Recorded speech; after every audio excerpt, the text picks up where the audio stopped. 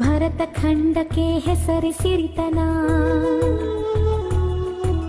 ಇಲ್ಲಿ ಯಾಕಿದೆ ಇಷ್ಟು ಬಡತನ? ಜ್ಞಾನ ವಿದ್ಯೆಗೆ ನಾವೇ ಶ್ರೇಷ್ಠರು, ಇನ್ನು ಇರುವರು ಅನಕ್ಷರಸ್ಥರು.